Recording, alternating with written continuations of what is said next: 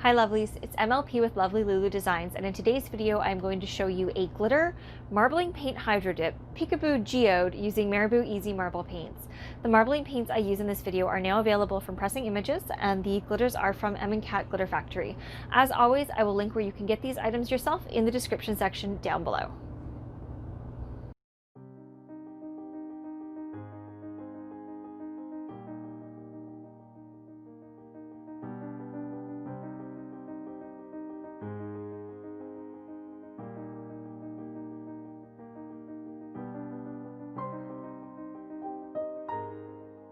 Okay guys, so I have here my fully prepped cup. This has been sanded and it has also been spray painted. I did do a white primer spray paint first, and then I used Rust-Oleum Sun Yellow in gloss to give me a color similar to the glitter I'm going to be using, so that way I'm going to be using less glitter. If you haven't yet watched my videos on how to sand a tumbler and how to also check to see if it's properly sanded with the water test when you're cleaning it, I'm going to link that for you. And then also I have done a video now on how to spray paint a tumbler without getting any drips. So if you're having any difficulties with that, because we're going to be glittering over this, if you do have drips, it's not that big of a deal, but if it's something that you want to look at, be sure to check that video out as well. So the first thing I'm going to be doing is I'm going to be applying glitter, and I'm going to be using Marigold from Cat, and I'm going to be using the epoxy method to apply it. So the first thing I want to do is I'm going to warm up my cup. You can use a space heater if you want. I don't happen to have a space heater in here, so I'm just going to use my heat gun. When you are using a heat gun, you just want to be aware, I'm not going to use it on the high setting. I'm going to use it on my low setting, and I'm not going to leave it in any place for too long. I don't want to accidentally melt my paint, so I'm just going to do that now.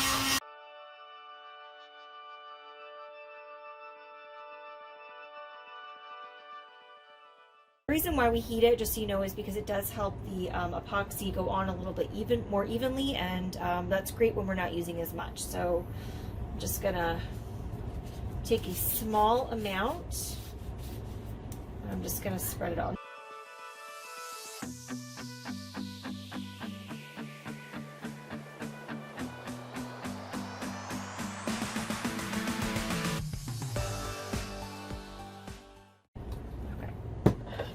So now that my epoxy is on my cup, I'm going to bring my paper over. So I'm using some parchment paper. You can also use any other type of paper just to catch my glitter so I can put it back in my bottle easier. And I'm just going to sprinkle my glitter all the way around my cup.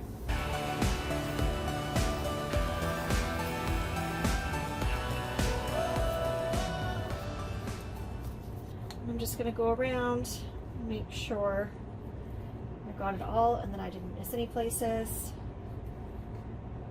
and it's good.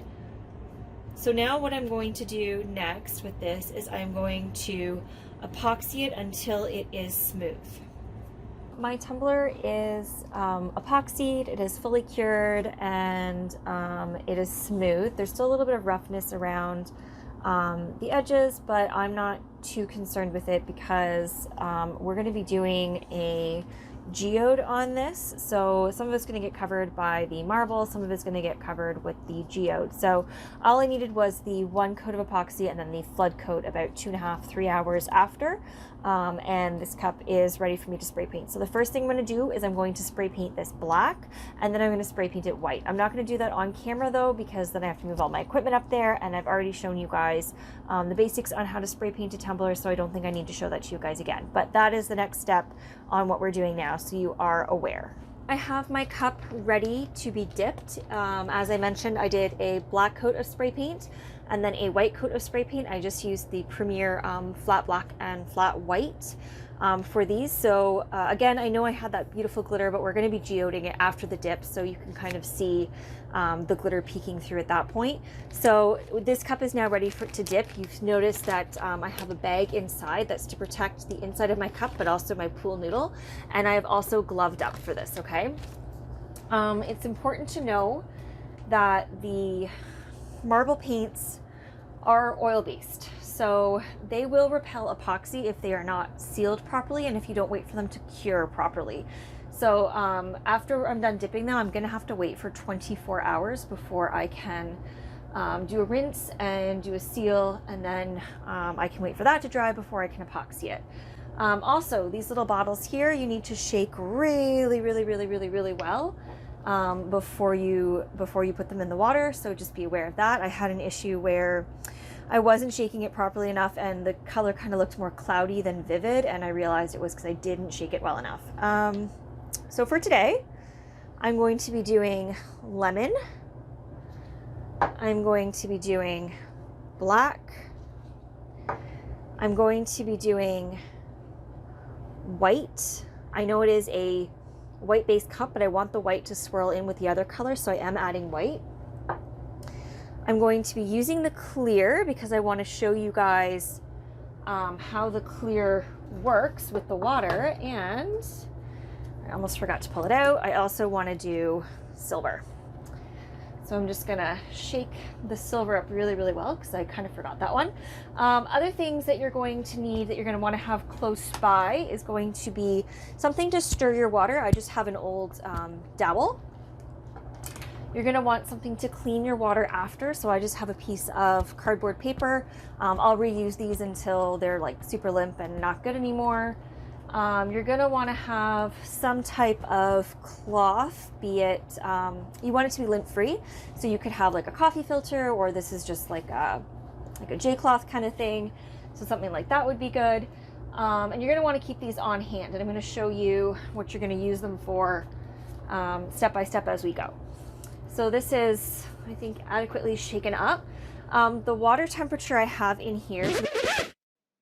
So here I completely dropped my train of thought. The water temperature is room temperature. You don't want it to be too hot or too cold, or else the paint is going to set up too quickly, or it's going to get lumpy. This is just my dip bucket. It's a deep bucket from Home Depot. The reason why I want to have a deep bucket like that is because I can dip all the way so that the cup is fully submerged and I'm not touching the bottom of the bucket, so I'm not disturbing any of the wet paint. And once you're ready to get started, you're gonna have to work quickly, especially when you're using a metallic. The metallics behave a little bit differently in the water, and you are gonna see that, which is why I decided to use that today. So you're gonna just kind of, for ease, take off all the lids before you get started. Because once you start, you wanna go quick. So I'm gonna start out with my white, and I'm just gonna start shaking it in there. And then I'm going to want to add some yellow. Shake that in there. I'm going to want to put a little bit of black in there. Now watch what happens when I add the clear. See how it just kind of disperses the rest of the color? So that will leave open areas in your design, much like if you were to use a clear spray paint in a spray paint hydro dip.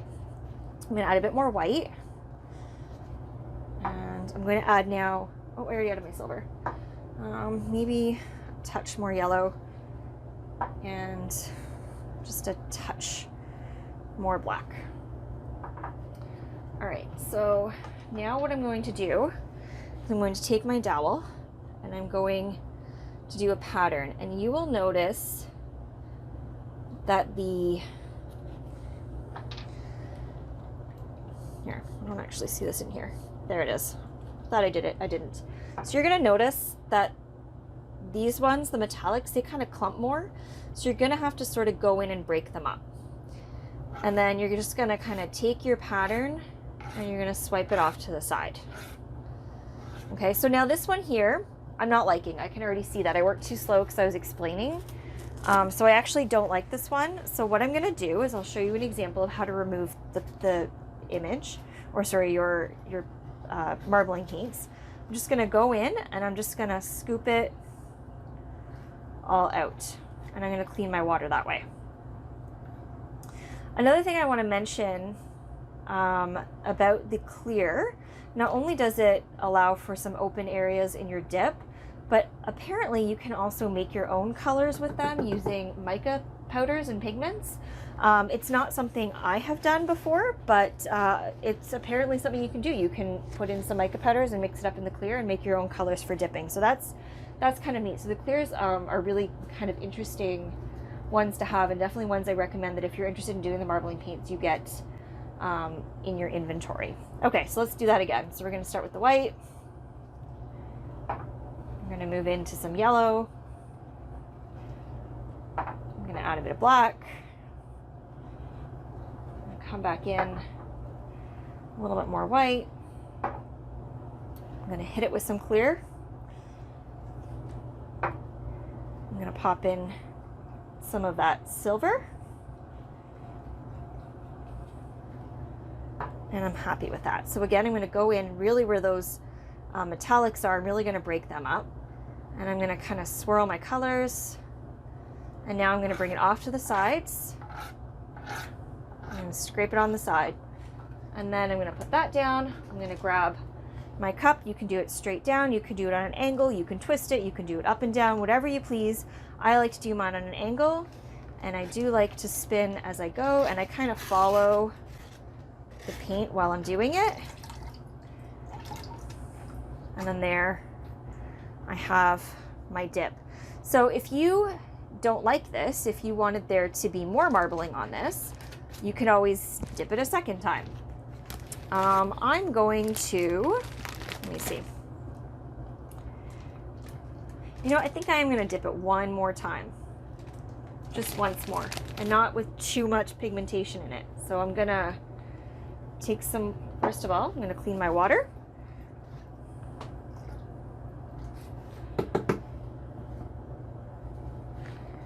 Come in with some more white, a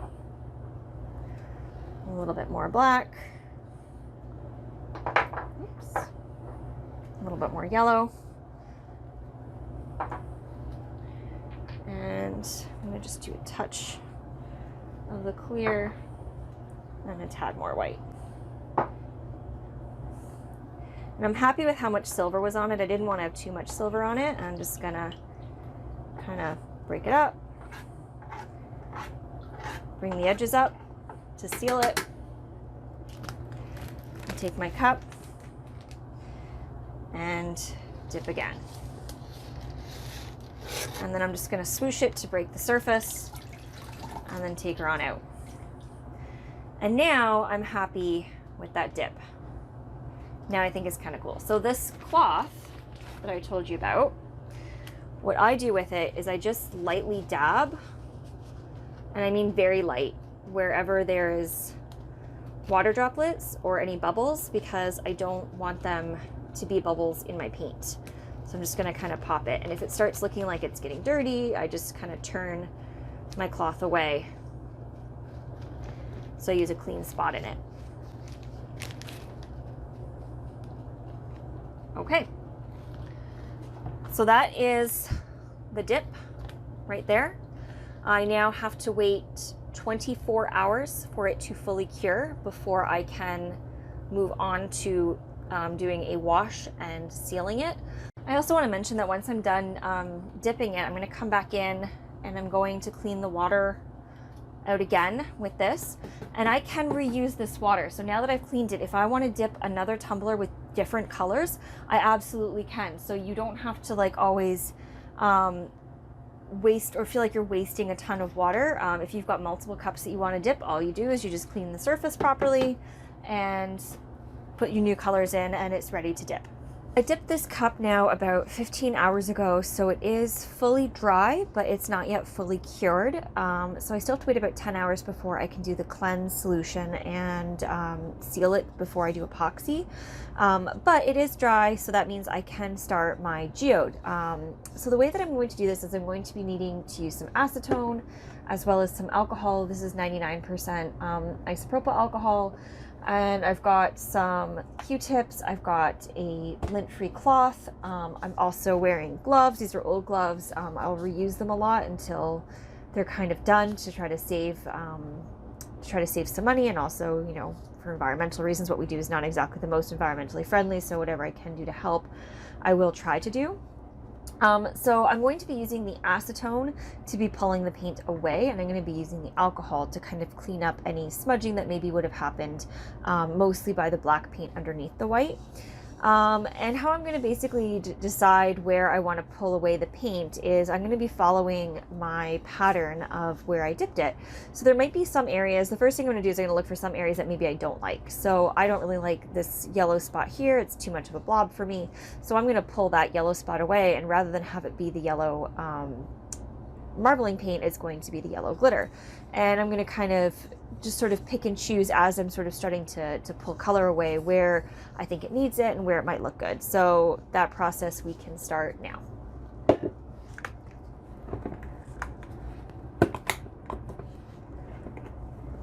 So you can use either your cloth, an old one here, or you can use this. The first one that I'm doing, I'm thinking is going to be a little bit bigger.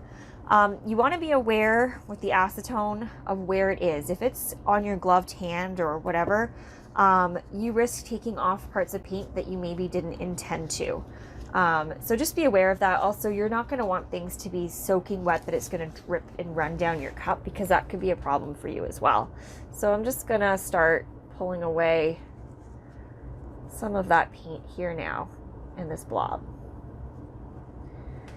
And I think I like the control, even though it was a larger piece, I still like the control better of the Q-tip. Now, one thing that I do find with the Q-tips is that they do run a lot. So after I've popped it in there, I just kind of dab it off on my cloth. So then that way I can kind of control how much acetone's on there, and it's not going to run down my cup or be as much of a problem. And I'm just going to kind of decide what shape I want. And again, right now I'm just making the shape. I'm going to come back in, I'm going to clean it up later.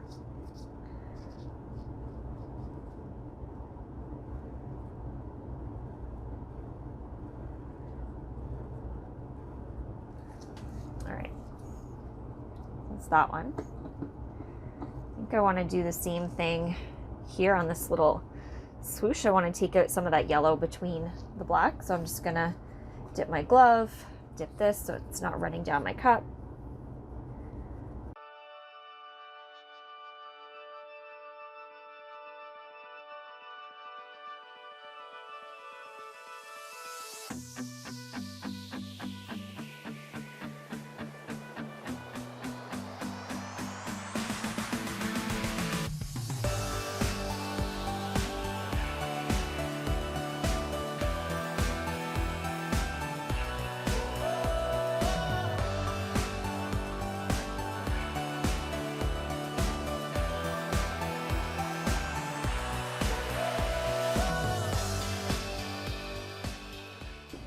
Probably okay with my acetone now.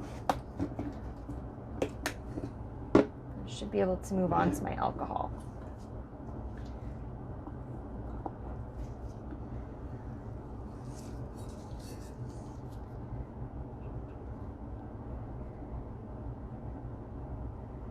So you're going to see how that nicely cleans up more around where that paint was without totally pulling it away. So if you see the difference. Now it's getting a little dirty, so I'm just gonna come in, do the same thing, dab it. You don't want to have it running down your cup, because it will, if you use enough, like if I keep going at it, it will pull it away. But now you can kind of see how it's cleaning those edges up.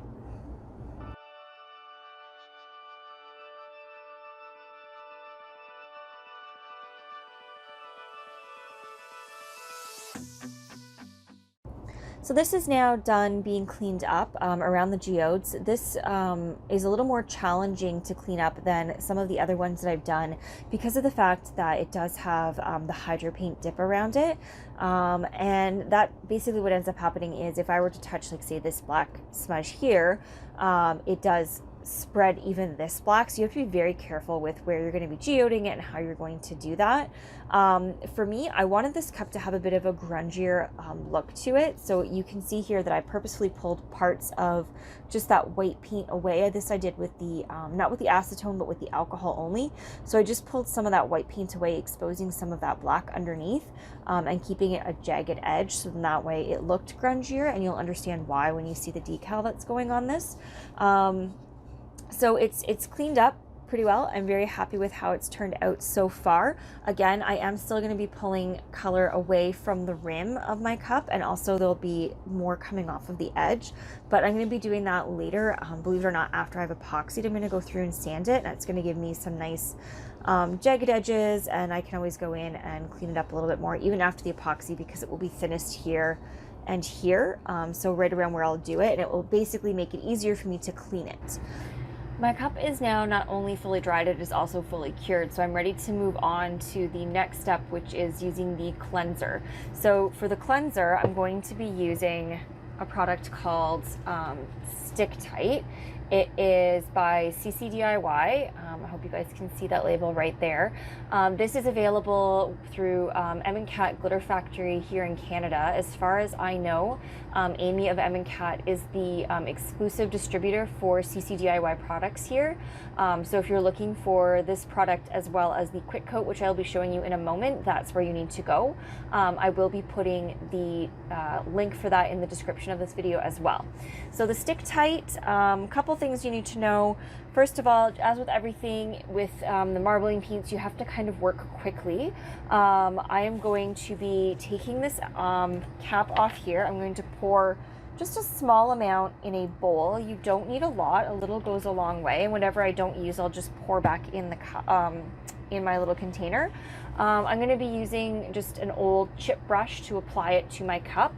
I don't want this Stick Tight to dry on my cup. So as soon as I have done applying it, I'm going to use what I have here is a bowl of water, and I'm just going to put my brush in and rinse my cup off with the water from there. So without any further ado, so I'm doing this over my bowl because it does drip, and that way my bowl is kind of catching it. And again, I'm working quickly. I want to make sure that I go all the way up to the rim, as well as to the bottom edge of my tumbler. And you want to make sure that you get your bottom as well, that you haven't missed any spots. And basically what this is doing is it is helping to get rid of any contaminants that are going to try to make my sealer not want to adhere to the tumbler.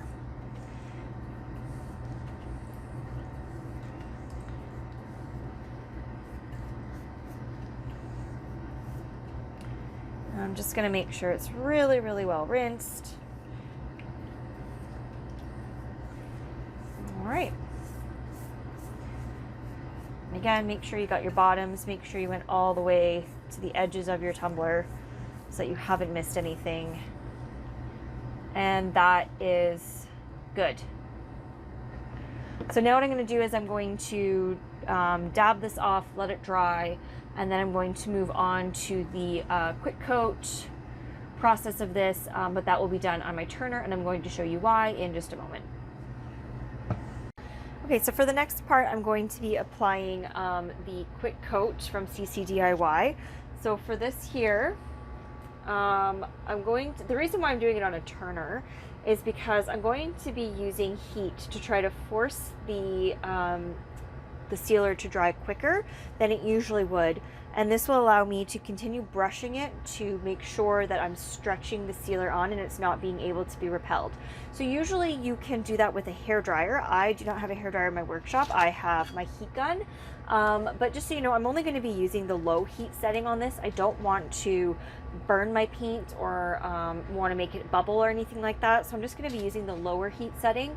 So I'm first going to apply it, and it's easiest to do this on the turner so that way I can you know, like have one hand free. I'm not holding onto my cup turning it.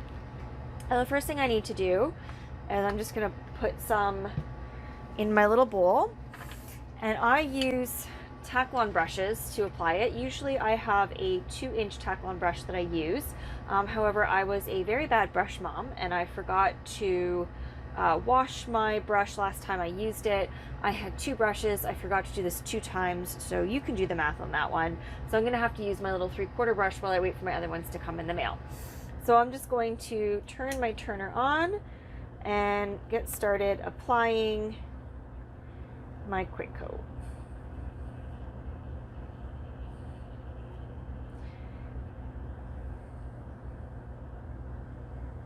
And again, I want to make sure that I'm getting all the way up to the rim, that I'm going all the way down to the bottom of my tumbler, and that I'm not missing any spots, because again, if I miss any spots, the epoxy is definitely going to repel.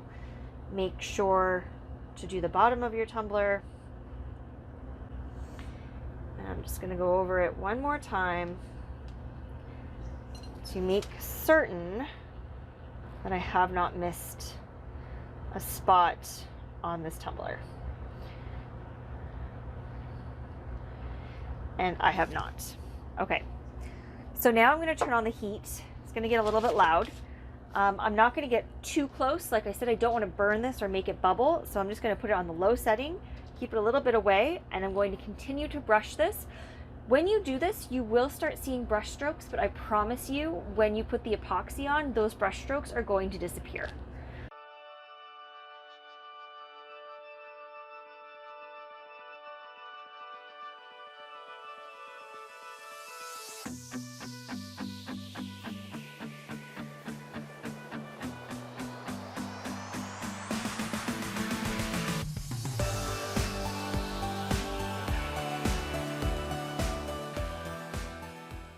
When you're doing this, you'll be able to feel the difference. It starts getting really sticky and kind of harder to drag through it. And this means that it's mostly dry.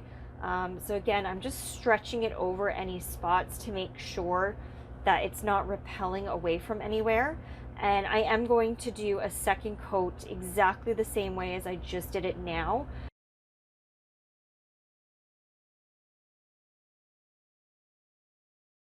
I'm gonna do because I want this cup to have a little bit more extra on it, because extra for me is always better, although I also say a little goes a long way, so I guess it kind of depends on context.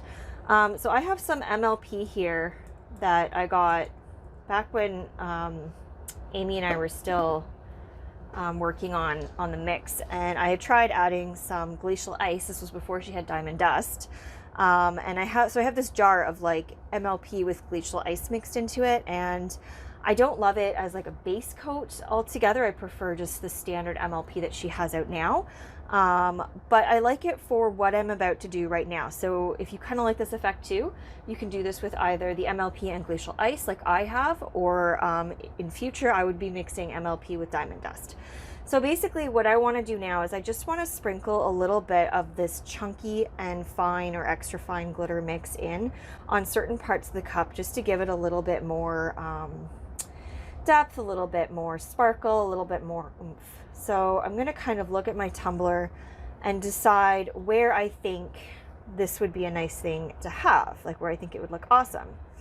So I'm kind of... Okay, so I want to add some right here along this bottom part of the swoosh. So I'm just going to go in pretty close to the tumbler. And you're going to notice that it's pretty subtle because I've got it mixed. It's not like if it was just the chunky, this would be a lot harsher, but it's going to be pretty subtle. And it's just going to add that little bit of extra sparkle. I'm going to do the same right down here into this little piece.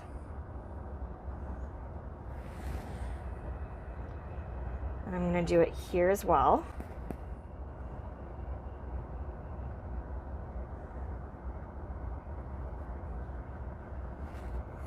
And the way that I have my turner fashioned, I'm able to kind of just rotate things back and forth. So this is my decorating turner because I can't do this on my other one so much. Okay, and this one here, I'm going to do something a little bit more extreme. So I'm just taking a small amount and I'm just kind of pinching it and kind of gliding it back and forth between my hands, or my fingers, sorry.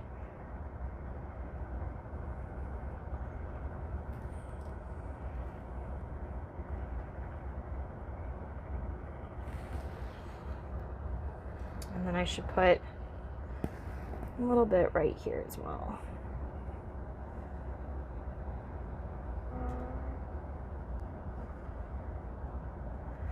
And that's another reason why I wanted to do a thinner layer here, because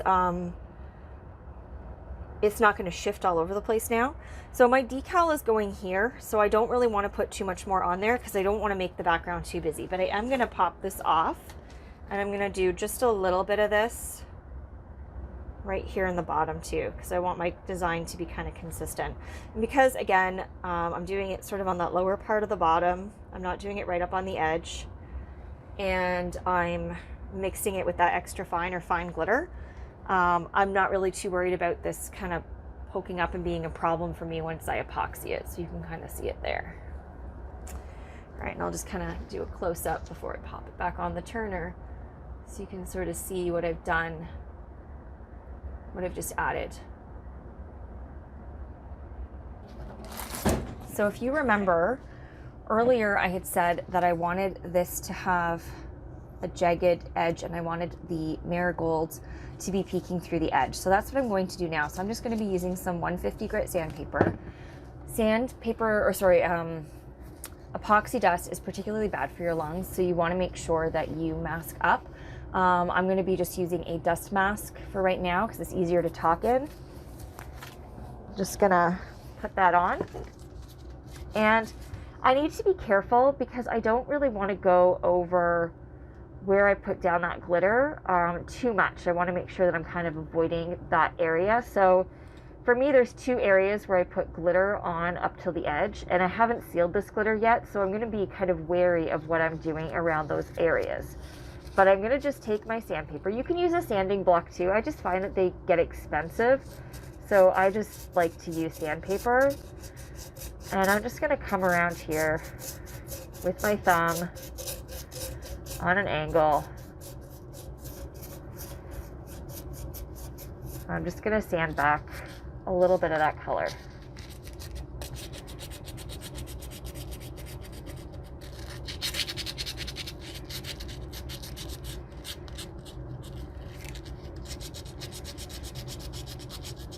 And I don't want it to be a ton, but I do want to give it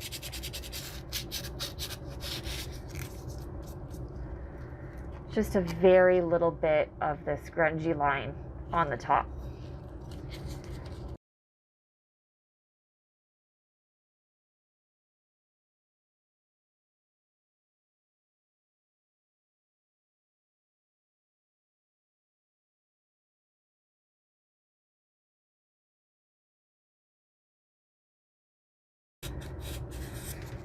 All right, and now I'm going to take a little bit of acetone and I'm going to clean that up a bit. The reason why I'm going to use the acetone is because I want it to pull back even just a little bit more of that color. And hold on.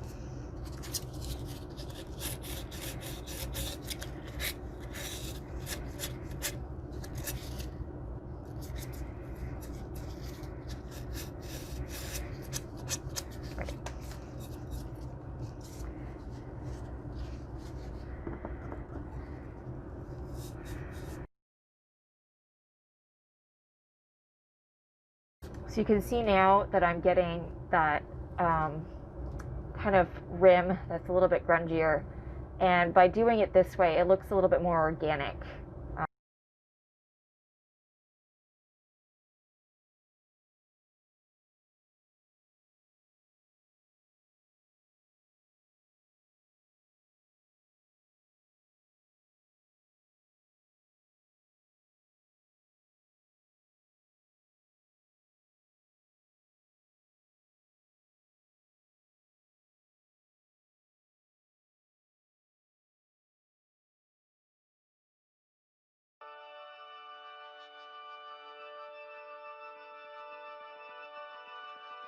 I'm done sanding, so I can take off my dust mask. So now what I need to do is, because I have this loose glitter and because I use Chunky, and Chunky is notorious for repelling epoxy, I am going to pop this back on my little pool noodle, and I'm going to do another coat of quick coat on this. This time I don't have to force dry it. It's not going to try to repel anymore. And I'm just going to go over my tumbler with the quick coat.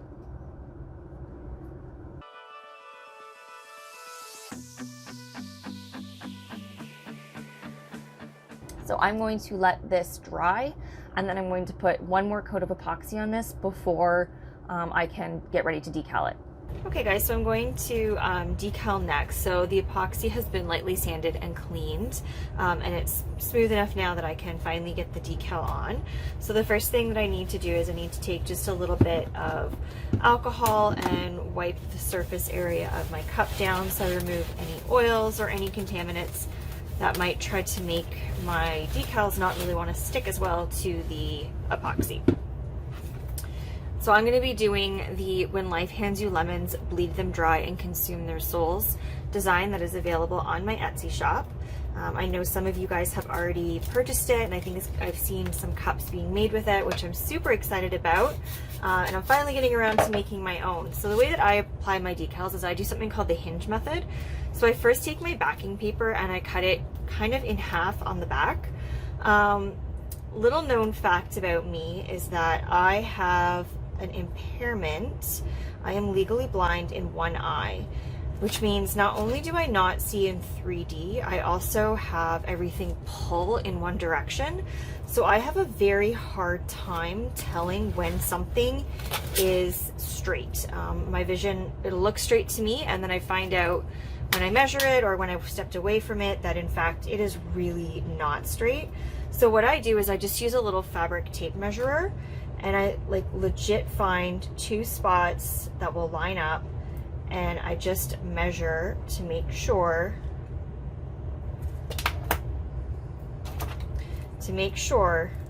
that it is straight.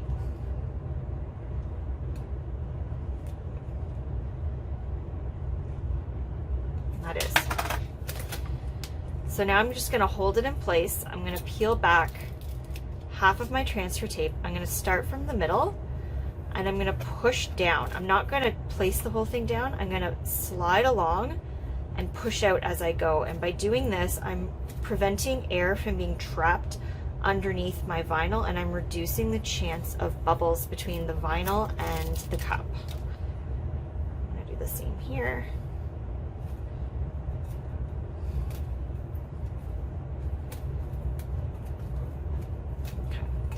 I'm just gonna rub it on really, really well.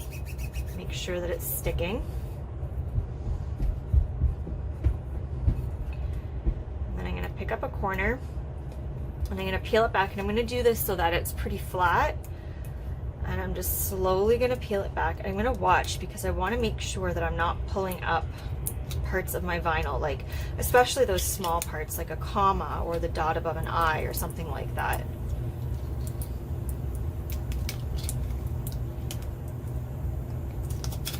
Okay. So now this was a layered design. Because some of these finer details, like the text on the bottom, is thinner, I decided to do a reverse weed on these, which is when you put it on your transfer tape before it's been weeded. You burnish it really well, you take off the backing paper and you weed it off of your transfer tape, so you're weeding it backwards. That helps to prevent you from losing little pieces or ripping delicate text and that type of thing. So that's what I did for this one. So because of that, I couldn't layer it the way that I usually would. So I'm just going to layer it directly on the tumbler. And I'm just gonna do that by kind of placing this over and kind of checking to see where it looks. And same deal, I'm gonna push down in the middle, and then I'm going to push my thumb out. And the vinyl I chose for bleed is a yellow holographic, so it goes from like yellow to pink, which I thought was kind of cool because there's like yellow lemonade and pink lemonade. So that's what I chose for that one. So I have to put soles on next.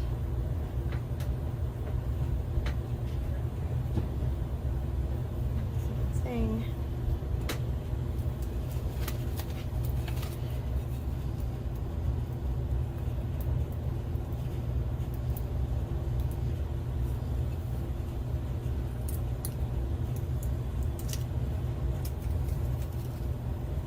I'm going to do my lemons.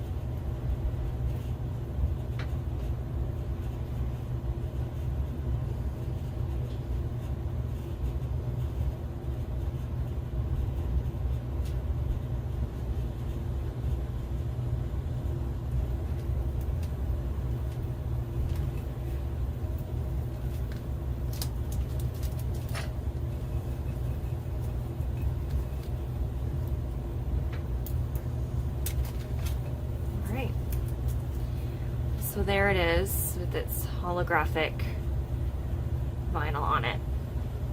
So the last thing that I add when I'm decaling my tumbler is I do put my little logo and care instructions on the bottom. I order these from Sticker App. I find them to be a lot less expensive than Sticker Mule.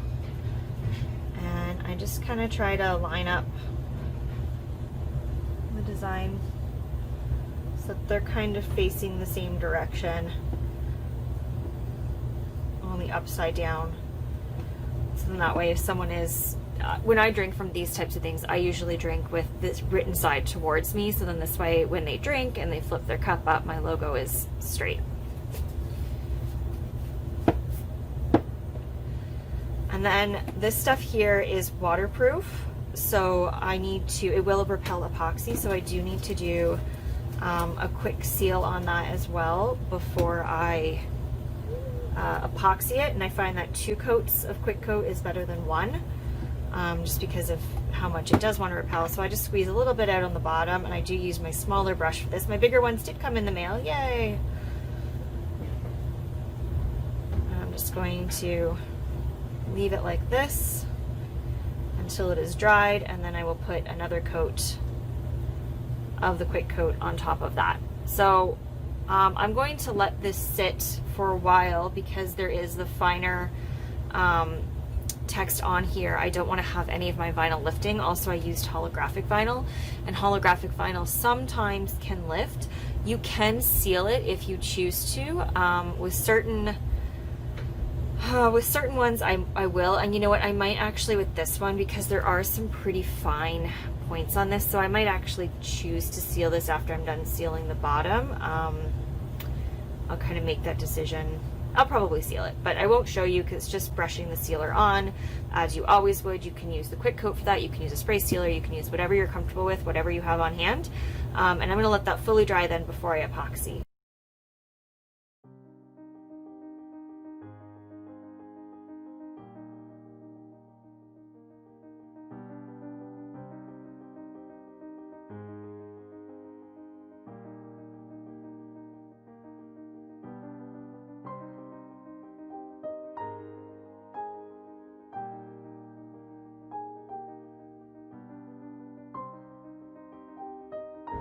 Thanks again for watching, everyone, and if you have any questions about anything you saw in this video, please be sure to leave them in the comment section down below, and I will get back to you as soon as possible. If you like what you saw and haven't already done so, you can click on my logo above to subscribe to my channel.